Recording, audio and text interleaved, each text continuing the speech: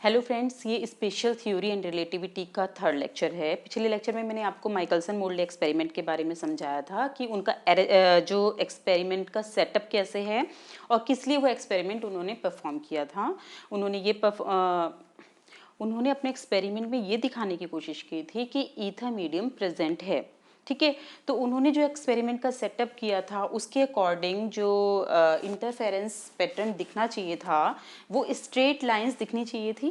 ठीक है, पैटर्न में, और वो स्ट्रेट लाइन दिखाई दे सकती थी जब दोनों मिरर M1 और M2। तो हम एक छोटा सा डायग्राम फटाफट डिस्कस कर लेते हैं, क्योंकि हमारा इस लेक्चर में हम लोग लॉरेंस ट्रांसफॉर्मेशन पढ़ेंगे, लेकिन माइकलसन मोल्डे एक्सपेरिमेंट में के जो माइकलसन मोल्डे एक्सपेरिमेंट किया गया था उसमें क्या रिजल्ट निकला, जिसके बेस पे postulate of special theory of relativity दी गई और उसके लिए डिफरेंट ट्रांसफॉर्मेशन की जरूरत पड़ी जो कि गए।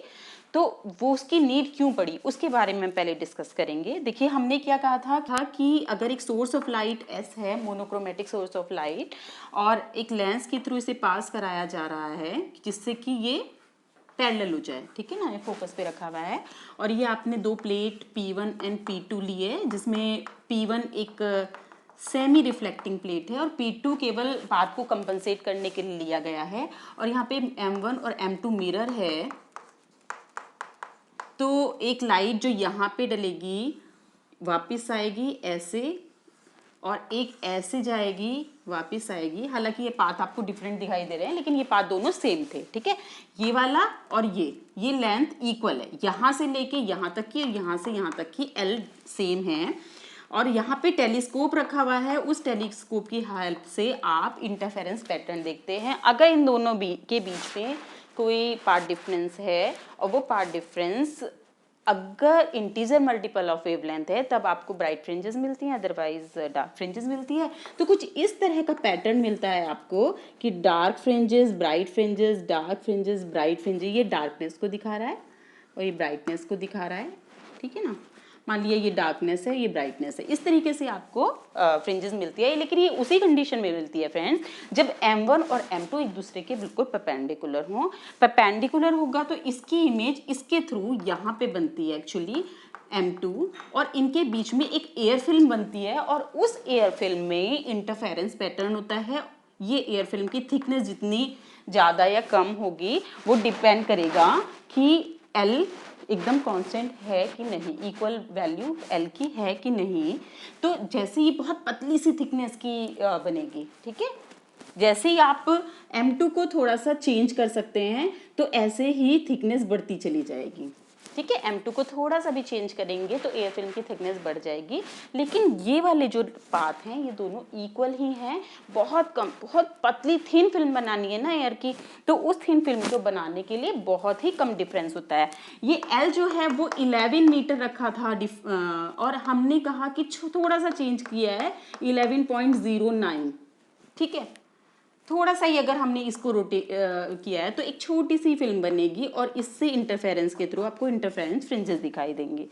अब माइकलसन ने बहुत ही प्रिकॉशन लेके ये एक्सपेरिमेंट परफॉर्म किया था। उसमें उन्होंने इक्वली लेंथ ली थी, परपेंडिकुलर लिया था, लेकिन उन्होंने कहा ये V की डायरेक्शन है अर्थ की और यही C की डायरेक्शन है। अब उन्होंने जो चेंज इन फ्रिंजेस के लिए फार्मूला निकाला, तो इसको आप ध्यान भी रख सकते हैं आसानी से, L जितनी डिस्टेंस ली थी अपॉन जो वेवलेंथ ली थी लाइट की, V² अपॉन C²। ये निकल के आया कि इतना शिफ्ट होना चाहिए फ्रिंजेस में अगर ईथर एग्जिस्ट करता है। अगर इनके एक्सपेरिमेंट में जो छोटे छोटे से पैरामीटर हैं उनमें थोड़ा सा भी डिफरेंस है तो उन्होंने इसको घुमा दिया 90 डिग्री। ठीक है, ये पूरा का पूरा प्लेटफॉर्म उन्होंने 90 डिग्री घुमा दिया। ये सेम ही है V और C। तो देखिए 90 डिग्री अगर रोटेट कर देंगे तो ये चीज़ यहाँ आ गई और ये चीज़ नीचे आ गई है, तब जो फ्रिंजेस होंगी वो चेंज हो जाएंगी फिर से L upon lambda V² upon C²।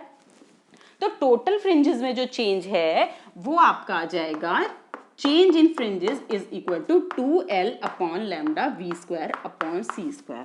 तो this is the formula for Michelson Morley experiment, जितना फ्रिंज शिफ्ट होना चाहिए। ये चीज ध्यान रखिए, ये दोनों कंडीशन में किया गया एक्सपेरिमेंट, जब इस कंडीशन में भी और 90 डिग्री घुमाने के बाद भी। हर तरह से घुमाए, और उन्होंने ऐसे भी घुमाया, ऐसे भी घुमाया, और साल के डिफरेंट डिफरेंट मंथ में भी किया, किसी भी तरीके से डेल्टा एन की वैल्यू इतनी नहीं निकल रही थी, यानी किसी भी फ्रिंज में जो शिफ्ट आ रहा था वो 0 के इक्वल निकल के आ रहा था। इसीलिए माइकलसन मोल्डे के एक्सपेरिमेंट को नल रिजल्ट ऑफ एक्सपेरिमेंट कहा जाता है। लेकिन इस एक्सपेरिमेंट को एक्सप्लेन करने के लिए माइकलसन एंड मोल्डे ने अपनी एक थ्योरी बताई कि अगर लाइट की स्पीड कांस्टेंट है हर फ्रेम में, तब उस कंडीशन में हमारा ये एक्सपेरिमेंट सक्सेसफुल है। That means consistency of light, light की स्पीड कांस्टेंट है तो इसे कंसिस्टेंसी ऑफ इस लाइट है। अगर ये हर इनर्शियल फ्रेम में सेम है और इक्वल टू 3 × 10⁸ मीटर पर सेकेंड है, तो माइकलसन मोल्डे एक्सपेरिमेंट फेल नहीं हुआ है। ईथर को समझाने में तो फेल हो चुका है ये कि ईथर का एग्जिस्टेंस है, इसको तो वो प्रूव नहीं कर पाए, लेकिन इस नल एक्सपेरिमेंट के थ्रू वो ये बता पाए कि हमारा एक्सपेरिमेंट तब सही होगा जब सी की वैल्यू कांस्टेंट होगी एवरीवेयर। ठीक है, हर इनर्शियल फ्रेम में सी की वैल्यू हर जगह, क्योंकि मीडियम को नेगलेक्ट नहीं कर सकते थे, वो एक्चुअली बहुत ही स्ट्रॉन्ग पोस्टुलेट था। उस टाइम पे न्यूटन ने जब ये हाइपोथेसिस रखी थी कि ईथर मीडियम एग्जिस्ट करते थे, और न्यूटन एक्चुअली उस टाइम एक तरह से भगवान के रूप में देखा जाता था, क्योंकि उन्होंने सारे क्लासिकल लॉज ऑफ फिजिक्स दिए थे, तो उनकी हाइपोथेसिस को कोई भी गलत नहीं मान सकता था। लेकिन गैलीलियन ने जो ट्रांसफॉर्मेशन दी न्यूटन की थ्योरी के अकॉर्डिंग, उन्होंने ये तो बता दिया कि न्यूटन के लॉज तो हर इनर्शियल फ्रेम में सेम है, लेकिन मैक्सवेल के लॉज तो वो प्रूव नहीं कर पाए थे, इनवेरिएंट है। दैट मीन्स कि मैक्सवेल के लॉज में कुछ चेंज करना पड़ेगा, और अगर मैक्सवेल के लाइट को कांस्टेंट स्पीड का मानते हैं, दैट मीन्स इलेक्ट्रोडायनेमिक्स के जो कॉन्सेप्ट हैं वो हम सही मानते हैं, तो यानी कि कहीं ना कहीं न्यूटन के लॉज में मॉडिफिकेशन करना पड़ेगा। तो यहाँ पे प्रॉब्लम जब क्रिएट हो रही थी, तो आइंस्टाइन ने एक पोस्टुलेट रखा। आइंस्टाइन के अकॉर्डिंग जो स्पीड ऑफ लाइट है वो कांस्टेंट है, और ये वैक्यूम में इसकी वैल्यू इतनी होती है। ठीक है, कांस्टेंट है और वैक्यूम में इसकी स्पीड इतनी है। हालांकि अगर कोई मीडियम है तो जो वेलोसिटी ऑफ लाइट है वो चेंज हो जाती है, लेकिन ये जो स्पीड है ये इतनी है, और हर इनर्शियल फ्रेम में वैक्यूम में जो स्पीड ऑफ लाइट है वो इतनी ही रहेगी। तो इसीलिए आइंस्टीन ने दो बड़े स्ट्रॉन्ग पोस्टुलेट दिए थे for special theory of relativity, which is different for theory of relativity in one way. First law तो उनका थ्योरी ऑफ रिलेटिविटी का ही था, फर्स्ट पोस्टुलेट। उसके अकॉर्डिंग जितने भी फिजिकल लॉ हैं, चाहे वो क्लासिकल हैं चाहे वो इलेक्ट्रोडायनेमिक्स के हैं, वो सेम रहेंगे हर इनर्शियल फ्रेम में। ठीक है, ये तो उसने गैलीलियन ने भी बोला था। फर्स्ट जो है वो गैलीलियन के ट्रांसफॉर्मेशन से निकला है, हालांकि वो प्रूव नहीं कर पाए थे कि मैक्सवेल की इक्वेशन इनवेरिएंट है, फिर भी उन्होंने ये कहा था कि हर इनर्शियल फ्रेम में लॉज ऑफ फिजिक्स सेम रहने चाहिए। सेकेंड पोस्टुलेट उन्होंने अपनी तरफ से ही बताया, जो कि माइकलसन मोल्डे एक्सपेरिमेंट से ही उन्होंने उनकी थ्योरी से ही निकाला था, कि वैक्यूम में स्पीड ऑफ लाइट जो है वो कांस्टेंट रहती है, और हर इनर्शियल फ्रेम में स्पीड ऑफ लाइट सेम रहती है। गैलीलियन के अकॉर्डिंग स्पीड भी रिलेटिव मोशन में होती है, दैट मीन स्पीड में भी रिलेटिविटी होती है। तो उसकी तो अपोजिट था ये वाला पोस्टुलेट, क्योंकि उनके अकॉर्डिंग, गैलीलियन के अकॉर्डिंग लाइट भी रिलेटिव मोशन में होनी चाहिए। लेकिन यहाँ पे आइंस्टीन ने स्ट्रॉन्ग पोस्टुलेट दिया था कि नहीं, लाइट के केस में ऐसा नहीं होता है। जितनी भी ऑब्जर्वेबल क्वांटिटी हैं, फिजिकल क्वांटिटी हैं, जिनकी वेलोसिटी c से कम है, उनके लिए तो ये पोस्टुलेट लगा सकते हैं आप, वेलोसिटी इनवेरिएंट नहीं रहती है। लेकिन अगर आप लाइट की बात करते हैं तो लाइट के केस में वेलोसिटी इनवेरिएंट रहती है हर एक इनर्शियल फ्रेम में। तो इस तरह से जनरेट हुए आइंस्टीन के दो पोस्टुलेट ऑफ लाइट। अब आइंस्टाइन ने पोस्टुलेट तो दे दिए हैं, ठीक है, लेकिन प्रॉब्लम तो वहीं पे ही आ गई है ना, कि यानी कि गैलीलियन का जो वेलोसिटी ट्रांसफॉर्मेशन है वो काम नहीं कर रहा है, यानी न्यूटन के लॉज में कुछ मॉडिफिकेशन करना पड़ेगा, क्योंकि ये तो स्ट्रॉन्ग एविडेंस हो गया इन केस ऑफ इलेक्ट्रोडायनेमिक्स। ठीक है, इलेक्ट्रोडायनेमिक्स के according speed of light constant है और हर फ्रेम में सेम होनी चाहिए, तो वो तो सही है, यानी कहीं ना कहीं न्यूटन के लॉज में आपको चेंज करना पड़ेगा अगर इस लॉ को मानते हैं।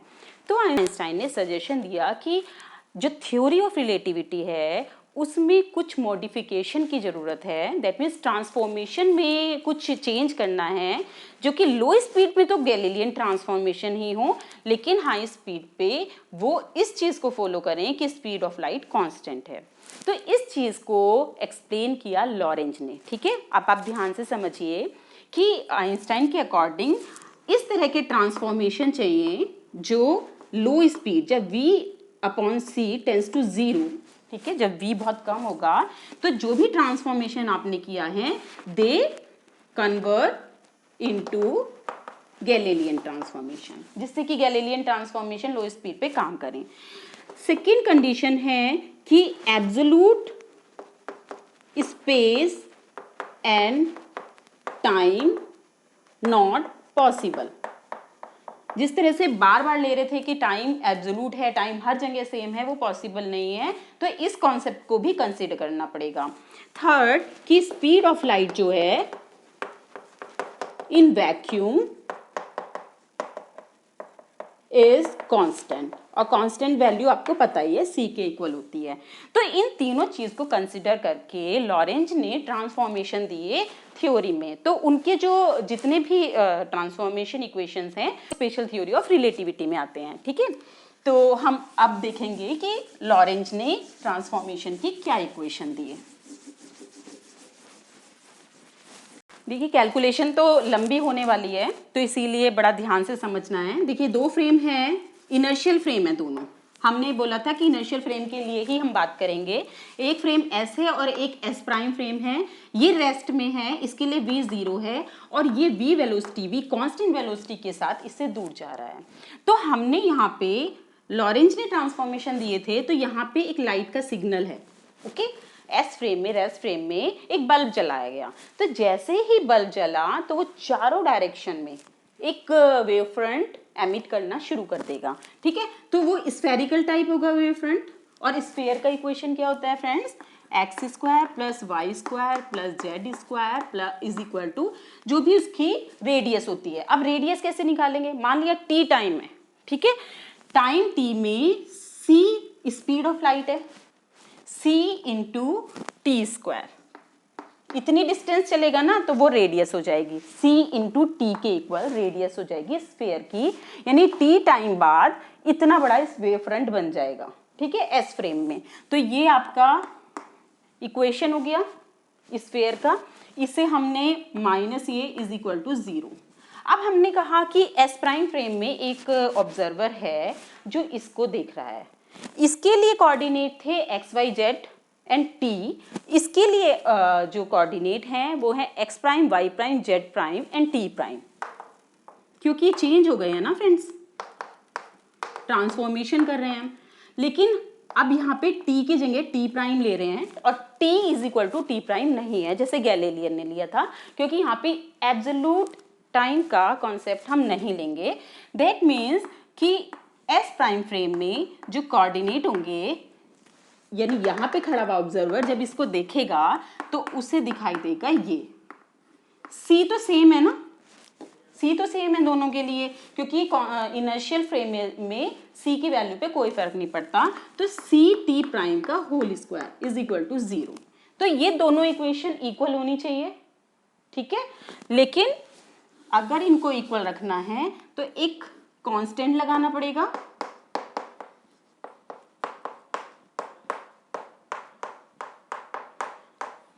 हमने यहाँ पे लैम्डा एक कोई भी कांस्टेंट लगा दिया है। अब हमने कहा है कि ये जो फ्रेम है एस फ्रेम केवल एक्स डायरेक्शन में मूव कर रहा है, y और z पैरामीटर्स के चेंज नहीं हो रहे हैं। तब उस कंडीशन में y prime is equal to y और z prime is equal to z के इक्वल होगा।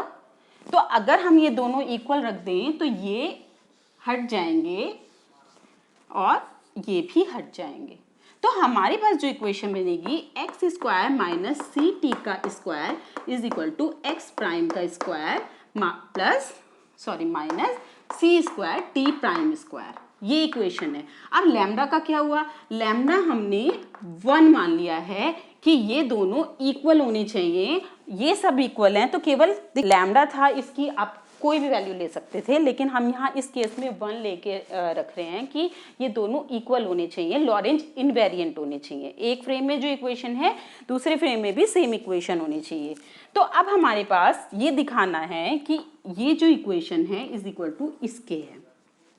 इसको दिखाने के लिए अब हमारे transformation equation according to Galilean क्या था, x prime is equal to x minus v t, है ना। तो हमने कहा कि लीनियर ट्रांसफॉर्मेशन करेंगे हम, और यहाँ पे कांस्टेंट गामा लिया उन्होंने कि अगर गामा जो है जो x और t के ऊपर डिपेंडेंट नहीं है, gamma is not function of x and t। Gamma v और c का फंक्शन हो सकता है लेकिन x और t का फंक्शन नहीं। समझ रहे हैं मेरी बात। तो जो गामा है वो x और t का फंक्शन नहीं है, केवल एक कांस्टेंट है। और लो स्पीड के लिए गामा की वैल्यू जो है, लो स्पीड के लिए जब vc टेंस टू 0 है तो x prime is equal to x minus v t के इक्वल हो जाएगा, क्योंकि यही कंडीशन लेनी है जिससे गैलीलियन ट्रांसफॉर्मेशन भी गलत ना हो। y प्राइम, अब देखिए यहाँ पे आपने अगर इनवर्स ट्रांसफॉर्मेशन करेंगे तो ऐसा होना चाहिए x is equal to gamma x prime plus v t, क्योंकि इस कंडीशन में जो v की वेलोसिटी है वो निगेटिव डायरेक्शन में हो जाएगा। ये इनवर्स ट्रांसफॉर्मेशन है। यहाँ से अगर आप x की वैल्यू निकालेंगे तो ये आ जाएगी gamma x minus v T plus v T. ये इक्वेशन x के लिए आ गई है। यहां से आप t की वैल्यू निकाल लो। देखो यहाँ पे आपने t की जगह t प्राइम रखेंगे तो ये t प्राइम है और ये t है। अब हम क्या करेंगे, t प्राइम की वैल्यू निकालेंगे इस इक्वेशन से इन टर्म ऑफ t, जिससे हमारे पास x प्राइम की वैल्यू भी आ जाएगी और t प्राइम की वैल्यू भी आ जाएगी। वो वैल्यू हम यहाँ रख के देखेंगे कि इस इक्वेशन को इसकी इक्विवेलेंट होना चाहिए, क्योंकि हमने यहाँ पे सिग्नल वेलोसिटी ली है, वेलोसिटी ऑफ लाइट। अगर कोई ऑर्डिनरी सिग्नल होता ना फ्रेंड्स तो ये कंडीशन एप्लीकेबल ना होती। अगर आप साउंड यहाँ पे छोड़ रहे होते, ठीक है, साउंड स्प्रेड हो रही होती है, साउंड को चलने के लिए मीडियम की ज़रूरत होती है, वहाँ पे आपके जो ट्रांसफॉर्मेशन होते हैं वो डिफरेंट होते हैं, क्योंकि माइकलसन मोडेल के according speed of light constant आई है। तो ये जितना भी डेरिवेशन किया हुआ है ये लाइट का सिग्नल छोड़ के ही किया हुआ है, उसी के अकॉर्डिंग आप ये इक्वेशन बना सकते हैं। अगर आप कोई और चीज़ लेके, कोई और वेव लेके, लाइट के अलावा कोई और वेव जो कि मीडियम में ट्रेवल करती हैं, तो इस प्रैक्टिकल को करना चाहें और इस तरह के इक्वेशन बनाना चाहे तो वो पॉसिबल नहीं है। आपके अकॉर्डिंग वाटर वेव में भी सर्कुलर वेव होती हैं, ठीक है ना। वाटर में अगर आपने एक पत्थर ड्रॉप किया तो सर्कुलर वेव निकलती हैं इस तरह से। तो वहाँ पे अगर आपने मूविंग फ्रेम और स्टेशनरी फ्रेम की बात की है तो वहाँ पे इस प्रैक्टिकल को नहीं कर सकती है, क्योंकि जितनी भी वाटर वेव है वो मीडियम में ट्रेवल करती है। और जो वहाँ पे आपकी रिलेटिविटी लगेगी, किसी को कोई और वेव दिखाई देगी, रिलेटिव मोशन वाले को, रेस्ट वाले को अलग दिखाई देगी, लेकिन ये केस है सिर्फ लाइट के केस में, ठीक है, इसीलिए हमने सी लिया है यहाँ पे। तो हमें ये इनवेरिएंट दिखाना है, ये इनवेरिएंट दिखाना है दोनों इनर्शियल फ्रेम में। तो आपने टी प्राइम की वैल्यू निकाली, इसमें थोड़ी सी कैलकुलेशन करनी पड़ेगी आपको, एक्स अपॉन गामा, ठीक है। तो x अपॉन गामा, तो इन्हें सबको सॉल्व करने के बाद आपका t प्राइम की वैल्यू आ जाएगी gamma t minus x upon v 1 minus 1 upon gamma square. देखिए इतना काम तो आपको खुद करना है, इसको सॉल्व करना है और मैंने सॉल्व करके भी देख लिया है, आ जाएगी आसानी से, ठीक है। तो ये वाले स्टेप आप खुद कर लेंगे, ठीक है फ्रेंड्स। अब हमारे पास t प्राइम की वैल्यू भी है और x प्राइम की वैल्यू भी है, तो यहाँ पे रखेंगे हम x प्राइम वाले में, तो gamma x minus v t इसका स्क्वायर माइनस सी स्क्वायर तो कांस्टेंट है, टी प्राइम की वैल्यू भी आपके पास है gamma t minus x upon v 1 minus 1 upon gamma square, ठीक है, और इसका स्क्वायर। इसको भी सॉल्व करना है, हमें क्या करना है, gamma square x minus v t का होल स्क्वायर है तो x square plus v square t square minus 2x v t, और गामा आपका गामा स्क्वायर बाहर ही है माइनस सी स्क्वायर, इसको भी सॉल्व करेंगे गामा स्क्वायर और इसका भी होल स्क्वायर है तो t square plus x upon v, x square upon v square 1 minus 1 upon gamma square का whole square second term minus 2 x upon v into t 1 minus 1 upon gamma square. देखिए ये वाला term मैंने इसीलिए solve करके दिखाई है। अब इस इक्वेशन को इस इक्वेशन के इक्वल रखना है आपको, तो आपको ध्यान रखना है कि ये एक आइडेंटिटी है, ये एक आइडेंटिटी है, इसमें सिर्फ एक्स स्क्वायर वाली टर्म है और टी स्क्वायर वाली टर्म है, एक्स टी वाली टर्म नहीं है और हमें इन दोनों को इक्वल, दोनों साइड इक्वल निकाल के दिखानी है। तो एक्स स्क्वायर वाली टर्म तो आपकी रहेगी, टी स्क्वायर वाली टर्म भी रहेगी, लेकिन एक्स टी वाली टर्म नहीं रहनी चाहिए, जिसमें टी और एक्स जिनकी 1 पावर है वो वाली टर्म नहीं रहनी चाहिए, वो हट जानी चाहिए। दैट मीन्स कि उनके कॉफिशिएंट की वैल्यू 0 हो जानी चाहिए। तो हम इकट्ठा कर रहे हैं इनके कॉफिशिएंट्स को, तो देखिए इसका जो कॉफिशिएंट है एक्स टी का वो है गामा स्क्वायर माइनस का 2 गामा स्क्वायर, ठीक है, इंटू वी। कोई प्रॉब्लम तो नहीं है। यहाँ पे आपने देखा ये जो टी स्क्वायर है एक्स स्क्वायर है, इससे तो हमें कोई प्रॉब्लम नहीं है, हमें प्रॉब्लम थी एक्स टी वाली टर्म से। तो हमारा सी स्क्वायर गामा स्क्वायर और ये जो आपका है माइनस का है तो प्लस हो जाएगा स्क्वायर और ये आपका माइनस का प्लस हो गया into 2 upon v 1 minus 1 upon gamma square is equal to 0। ये कॉफिशिएंट 0 होने चाहिए। बाकी एक्स स्क्वायर टी स्क्वायर जितने भी टर्म है उनके हम कॉफिशिएंट इकट्ठे करके इक्वल टू 1 के रख सकते हैं। तो यहाँ पे हमारा ये इक्वेशन निकल के आया है। इस पूरे को भी सॉल्व करना आपकी जिम्मेदारी है और इसको सॉल्व करने के बाद gamma is equal to 1 upon under root 1 minus v square upon c square आ जाएगा। तो फ्रेंड्स हमने यहाँ से ये चीज़ निकाल ली है जो ट्रांसफॉर्मेशन के लिए ज़रूरी थी। अब हम चेक भी करेंगे कि क्या है, पहले हम ट्रांसफॉर्मेशन देख लेते हैं। तो फ्रेंड्स देखिए इसको हटा दें, गामा की वैल्यू हमें मिल गई है, यहाँ से हटा दिया तो हमारे पास आ गया x prime is equal to gamma हमारा है x minus v t upon under root 1 minus v square upon c square. तो एक ट्रांसफॉर्मेशन ये हो गया, y prime is equal to y, z prime is equal to z and t prime is equal to इसके equal था तो ये है। यहाँ पे आपको सिर्फ क्या करना है, इसको सॉल्व करने के लिए गामा की वैल्यू रखनी है, ये सेम ही है।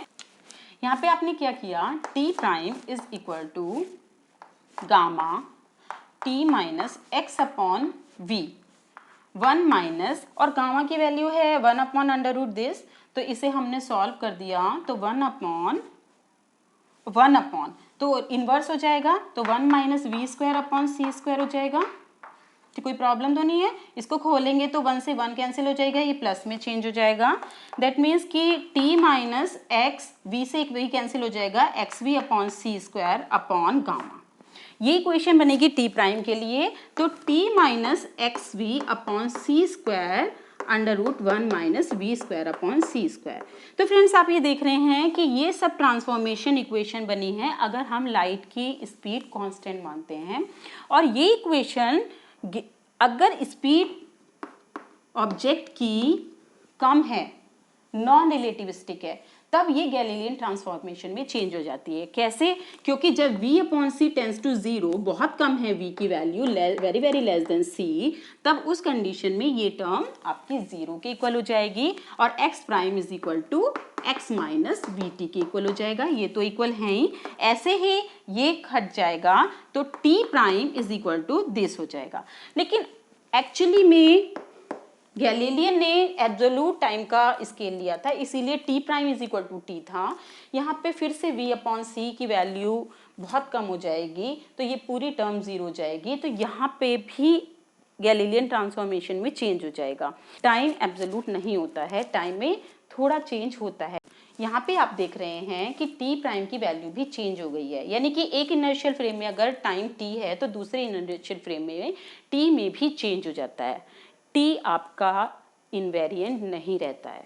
टाइम भी चेंज होता है एक फ्रेम से दूसरे फ्रेम में। तो ये लॉरेंस ट्रांसफॉर्मेशन है फ्रेंड्स। नेक्स्ट लेक्चर में हम लोग टाइम डायलेशन और लेंथ कॉन्ट्रैक्शन, ये बहुत ही अच्छे और बहुत ही इम्पोर्टेंट टॉपिक हैं, इसके बारे में डिस्कस करेंगे।